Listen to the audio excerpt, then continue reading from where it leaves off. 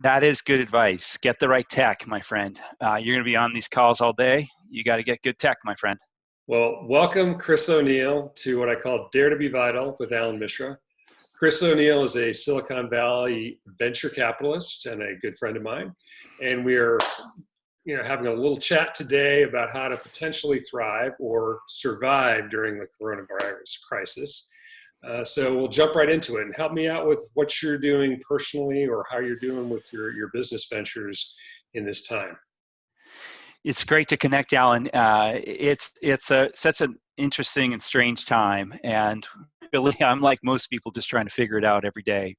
But most of my day involves this, spending all my time from 8 to 10 hours, 12 hours a day on a Zoom call, and then trying to spend time with my family and maybe squeaking in a bit of exercise every now and again. I think your awesome dog wants to get out. We should let her out. She was pawing at the door.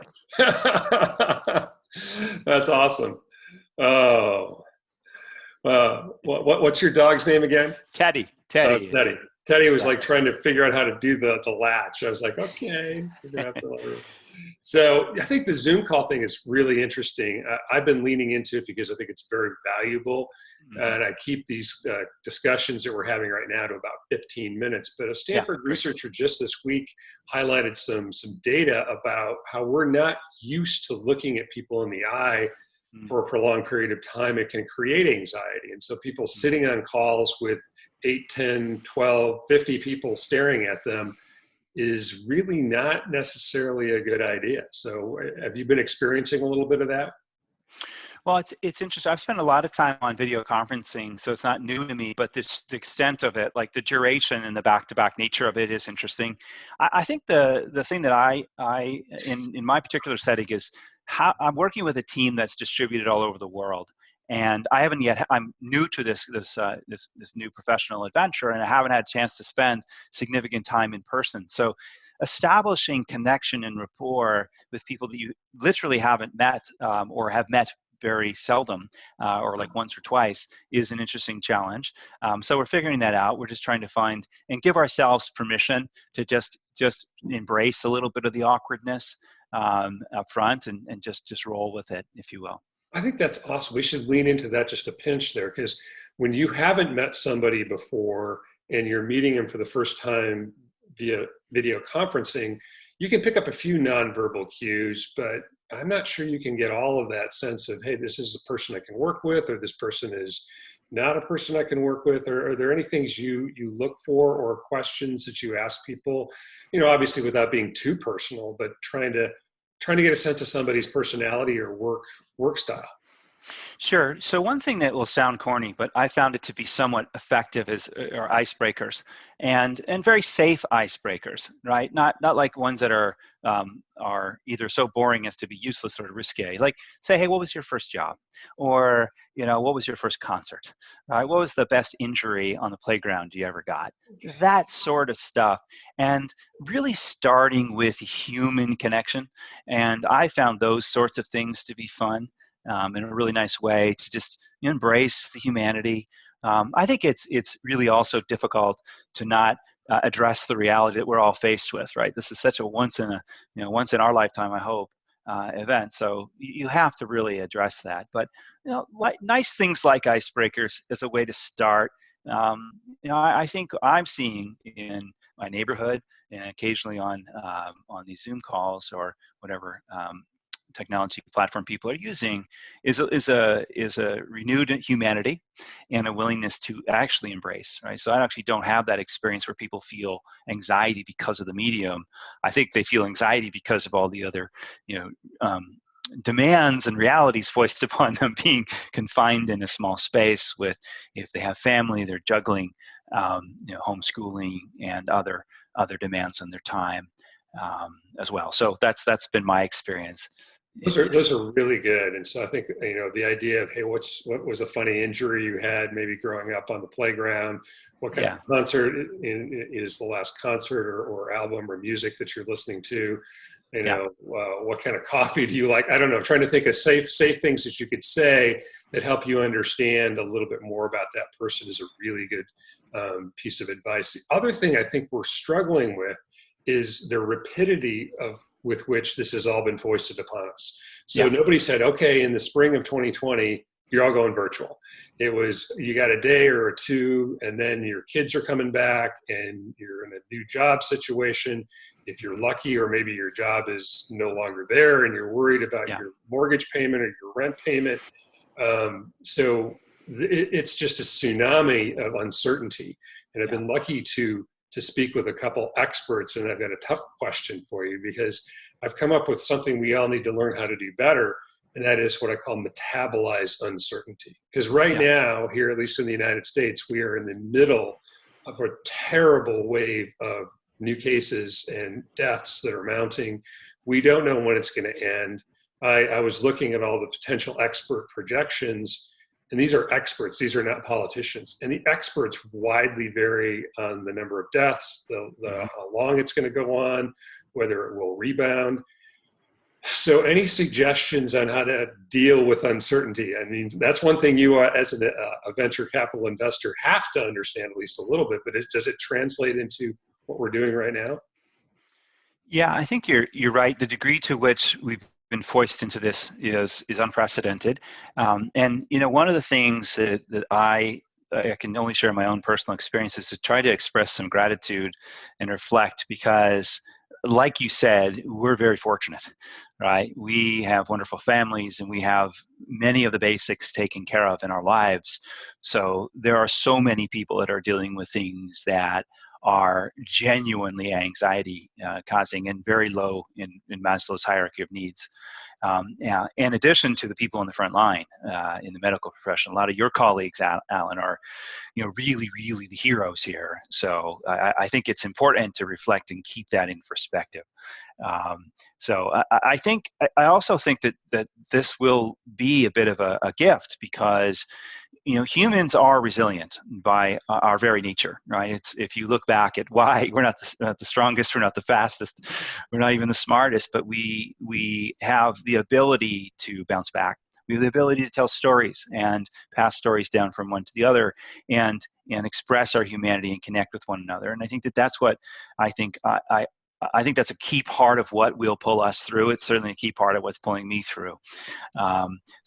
I think the other part is not be too hard on ourselves. Like I'm like you, very driven and tend to be fairly hard on myself, right? In this time, really give a little bit of self-compassion, understand there's only so many things that can happen in a day, and just embrace that, know that, and go with it. I think that some of the things you and I have worked on over time is experimenting with different routines. I call it my recipe, right? I know if I get 7.5 hours of sleep, if I can meditate, if I can get some exercise, if I can limit the amount of booze in my life. I don't succeed at all that most days, but if I do more of that, I just know that I am just a more resilient, better person. So those are the sorts of things that I try to do, and I actually think that we now have no excuses, at least in terms of time. And then the last thing I'll say is just, there's a great article in the New York Times, I think it's today, just talking about how precious this time with family is, right? It's so rare, right, in our overscheduled lives, right?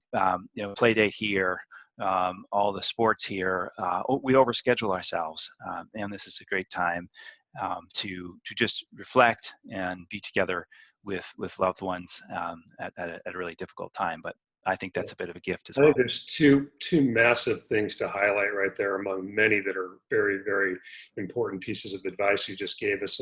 And one is to tell stories, tell good stories, tell funny stories, tell difficult stories.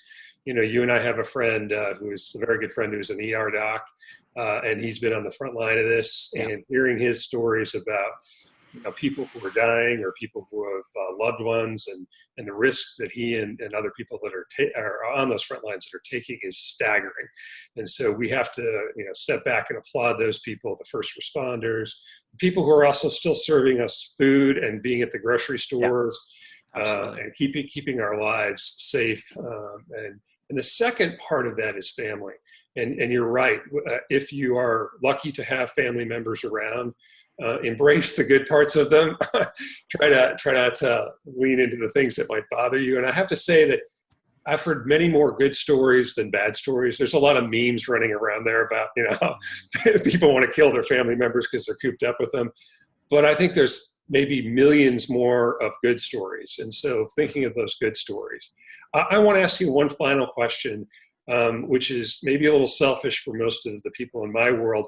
We know a lot about the health part about it, but you as an expert in finance, my question is, what sort of news sources are you looking at that are available to the rest of us to help us understand the economic impact of the virus? Now, we can't discount the physical, mental, social component of it, but the financial one is one that we also shouldn't ignore.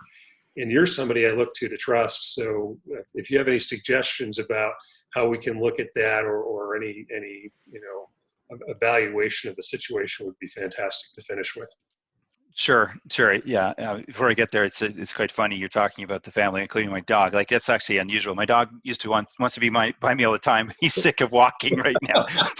So he leaves me now. He's like, okay, dude, just like, I try to go with him for like a half-hour run every day, and he's like, I think I could moonlight as tendonitis for the dogs, because they're all out walking too much up and down. So anybody has a problem with their dog, Teddy's like, get away from me. But on the financial, so my answer might be maybe unsatisfying, but I think the people that I don't think there's one source. I do look to the Bloombergs and the regular types of sources, but really this type of a downturn is unlike a lot of the others in a couple different ways. It's like them all in that we're going to recover, right? I'm an optimist. I don't know what the shape's going to be, and I don't know when we will. But so I'm actually fairly skeptical. Like, if anyone thinks that they know what the answer and the shape and all these things are going to look like, then I really I call like a little bit of BS on that. Like, it's happened too fast. We haven't seen this. This is both in the last financial crisis was really, if you think of like a balance sheet, the left hand and the right hand, the assets and liabilities, it was a liability, a right-hand side thing, meaning the supply chain of money into the economy seized up.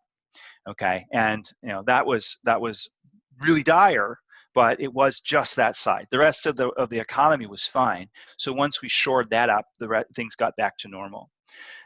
This is a little bit of that. Like, the banks have actually, in part because of the response to the 08-09 crisis, are more resilient. So there's less risk on the liability side. It's more about the fundamental impact on the left-hand side of a balance sheet, the revenues and the assets. In many ways, is scarier because we don't yet know the impact. We can guess what the impact's going to be. If you think about the impact, the devastating impact that this has had on most sectors of the economy, especially small business, which is about half of the economy, that is real and hard to predict at this point. And the medicine that we're providing is really both hard to administer because of cutting through the bureaucracy that is reality, but also we just don't know what type of impact it's going to have.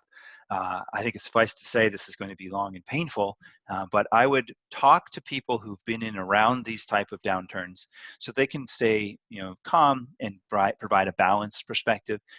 Anyone who provides more precise prescriptive advice, I would be leery or not listen to that type of advice, because the reality is we don't know. But I also try not to spend too much time reading that type of news and worrying about it. Honestly, I think that this is a time to reflect on, the more fundamental parts of your life.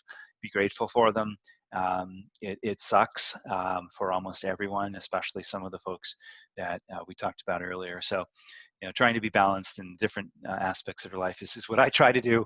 I don't think I'm mastering it by any stretch, but that's what as I said, I try to do every day. Chris, awesome. So nice to be able to talk to you, and thank you for sharing your advice.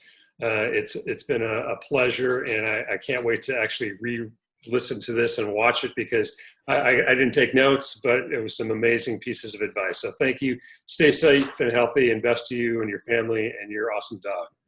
Yes, thanks, Allan. I think it's important what you're doing here. You stay safe as well. Give a big hug to the family. All right, bye now.